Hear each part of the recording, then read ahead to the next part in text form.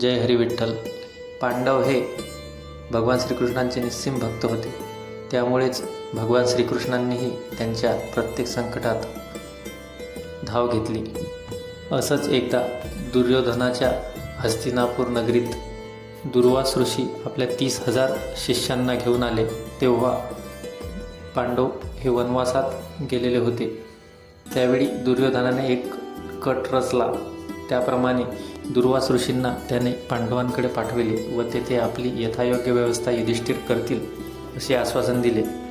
हे ऐकून दुर्वास ऋषी आपल्या शिष्यांसह युधिष्ठिराकडे गेले व युधिष्ठिराला सांगितले की आम्ही नदीवरून स्नान करून येईस्तोवर आपण भोजनाची व्यवस्था करावी. तेव्हा युधिष्ठिर हो म्हणतात. पांडवांना सूर्याने प्रसन्न होऊन एक अक्षय पात्र दिलं होतं, ज्यातून सूर्योदयापासून कितीही भोजन निघत असे. परंतु ते पात्र एकदा जर धुवून ठेवले तर त्यातून काहीही निघत नसे व पांडवांनी नुकतेच जेवण आटोपल्यामुळे द्रौपदीने ते पात्र धुवून ठेवले होते. त्यामुळे द्रौपदीची चिंता वाढली व तिने भगवान श्रीकृष्णांचे स्मरण केले. द्वारकाधीश एका क्षणात तेथे हजर झाले व द्रौपदीला म्हणू लागले की अगं कृष्णे, मला खूप भूक लागली आहे, काहीतरी खायला दे. हे ऐकून द्रौपदी अधिकच चिंतेत पडली.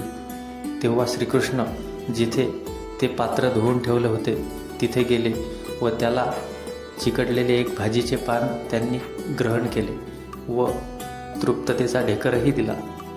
जसे भगवान श्रीकृष्ण तृप्त झाले त्याचप्रमाणे सर्व त्रिभुवनच तृप्त होऊन गेले व इकडे शिष्य समुदायांसह नदीवर स्नानास गेलेले दुर्वास ऋषीही तृप्ततेचे ढेकर देऊ लागले. सर्वांना आपले पोट भरल्यासारखे वाटल्याने व युधिष्ठिराकडे जाऊन जेवण करण्याची गरज नसल्याचे भासले व सर्वजण तिथून परतून गेले. पांडवांवर आलेले हे संकट श्रीकृष्णांनी सहजपणे तारले. कारण जर भगवान श्रीकृष्णांनी वेळेवर धाव घेतली नसती तर दुर्वास मुनींच्या श्रापापासून पांडवांना कुणीही वाचवू शकले नसते. परंतु पांडवांसारख्या निस्सीम भक्तांसाठी भक्तवत्सल भगवान श्रीकृष्ण नेहमीच तत्परतेने हातातले काम सोडून यायचे, हेही तितकेच महत्त्वाचे. जय हरी विठ्ठल.